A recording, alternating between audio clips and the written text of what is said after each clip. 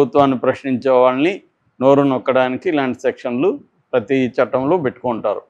ఇక మూడవది అన్నిటికంటే దీని మీదే డిస్కషన్ జరిగింది. అదేంటంటే 111 రెడ్ విత్ 3(5). ఈ సెక్షన్ ఏం చెప్తుందంటే ఆర్గనైజ్డ్ క్రైమ్ యాక్టివిటీస్ అంటే ఆర్గనైజ్డ్ క్రైమ్ సిండికేట్లో మెంబరు అయి ఉండాలి, లేదా ఆర్గనైజ్డ్ క్రైమ్ సిండికేట్ మెంబర్కి ఆశ్రయం ఇచ్చి ఉండాలి, లేదు ఆర్గనైజ్డ్ క్రైమ్ ద్వారా వచ్చిన సంపదని నువ్వు పొంది ఉండాలి. ఈ 3 రకాలు వర్తిస్తాయన్నమాట ఈ 111 సెక్షన్. అది పెట్టారు. ఈ మధ్య దేశంలో విపరీతంగా ఈ సెక్షన్ని దుర్వినియోగం చేస్తున్నారని సుప్రీంకోర్టు కూడా అంటుంది. ఇక్కడ కూడా ఆంధ్రప్రదేశ్ హైకోర్టు కూడా తెలుగుదేశం కూటమి ప్రభుత్వం విపరీతంగా ఈ సెక్షన్ని దుర్వినియోగం చేస్తున్నారని చెప్పింది అనేక సార్లు. అయినా కూడా మళ్ళీ అదే పెడుతున్నా. నిజానికి ఇతను ఏ రకమైన ఆర్గనైజ్డ్ క్రైమ్లో లేడని తెలుసు మనకి. అతను ఒక పార్టీలో ఉన్నాడు, తర్వాత అక్కడ ఛాంబర్కి ప్రెసిడెంట్గా ఉన్నాడు, దాని తర్వాత అన్నిటికీ రిజైన్ చేసేసి రాజకీయాలు విరమించుకున్న జీవితంలో ఇంక రాజకీయాలు వెళ్ళిపోయాడు. అతను మాట్లాడింది తప్ప ఒప్పు అనేది అది వేరే చర్చ. దానికి ఈ సెక్షన్కి సంబంధం లేదు. ఈ పైన 2 సెక్షన్లు అతనికి వర్తిస్తాయి. ఎందుకంటే అతను బూతులు మాట్లాడాడు, పవన్ కళ్యాణ్కి వ్యతిరేకంగా మాట్లాడాడు, అట్లాగే నంది అవార్డులు కమ్మ వాళ్ళకి ఎక్కువ ఇచ్చారనేది ప్రధాన అభియోగం. అందువల్ల సినిమా కులాల మధ్య చిచ్చు పెట్టే విధంగా మాట్లాడుతున్నాడు. ఇది ప్రతి రాజకీయ నాయకుడు మాట్లాడేది. ఇతనితో ప్రాబ్లం ఏంటంటే ఇతను చాలా ఒక్కొక్కసారి దారుణంగా కామెంట్స్ చేస్తాడు. మామూలుగా అయితే ముక్సూటు మనిషి అని ఇతని పేరు. సో కొండబద్దలు కొట్టినట్టు మాట్లాడడం ఇవన్నీ ఎక్కువ చేస్తుంటాడు. ఇది అన్ని పార్టీల్లో ఉన్నారు. నిజానికి పోసాని కృష్ణమూర్తి లాంటి వాళ్ళు ఏ పార్టీలో లేరో నాకు చెప్తే నేను వింటాను. ప్రతి పార్టీలో ఉన్నారు. ఇక్కడ చూస్తున్నాం మనం ఎట్లా బూతులు తిట్టుకుంటారు తెలంగాణలో, అక్కడ అంతే. కాబట్టి ఇలాంటి వాళ్ళు అన్ని పార్టీల్లో ఉన్నారు. పెడితే అందరి మీద కేసులు పెట్టాలి. మొత్తానికి ఇది ఈ 111 మీద ఎక్కువసేపు జరిగింది. 111 పెట్టడం కరెక్ట్ కాదని జడ్జి కూడా ఒప్పుకున్నారు. అయినా కూడా జడ్జి దీనికి ఇచ్చేశారు రిమాండ్కి. నిజానికి 7 ఏళ్ళు శిక్ష 7 ఏళ్ళ కంటే తక్కువ శిక్ష పడే వాటిల్లో రిమాండ్కి ఇవ్వద్దు అనేది సుప్రీంకోర్టు ఆదేశాలు ఉన్నప్పటికీ కూడా ఇచ్చారని పొన్నవాళ్ళు మాట్లాడుతున్నాడు. అందుకని ఈ సెక్షన్ పెట్టారు. ఈ సెక్షన్ కింద మినిమం 3 ఏళ్ళు జైలు శిక్ష పడుతుంది, మ్యాక్సిమం లైఫ్ పడుతుంది. రెండోది ఇది non bailable, cognisable.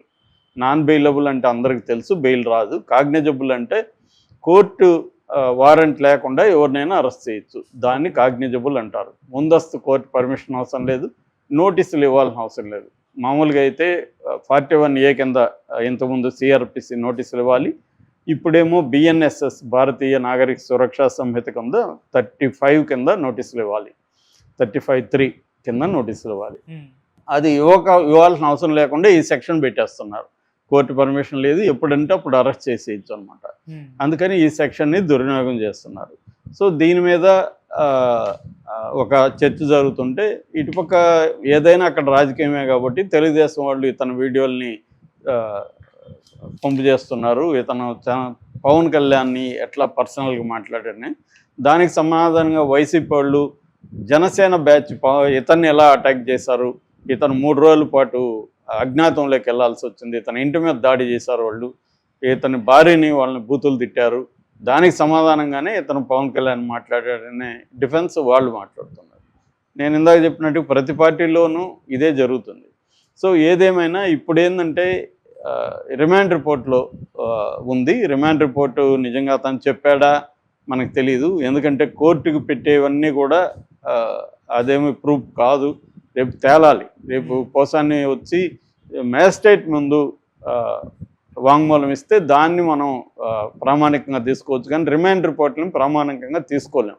Remand report అనేది ఏంటి, ఈ ఖైదీని రిమాండ్కి పెడుతున్నాం అని ఒక రిపోర్ట్ ఇస్తారు. ఆ రిపోర్ట్లో ఇప్పటి వరకు మా విచారణలో ఇది తేలింది, అతను కన్ఫెషన్ రిపోర్ట్ అంటారు. కన్ఫెషన్ రిపోర్ట్ అంటే అతను ఒప్పుకోలు పత్రం. మామూలుగా ప్రతిసారి ఎవరిని అరెస్ట్ చేసినా కోర్టుకు పెట్టే ముందు అతను కన్ఫెషన్ రాసుకుంటారు.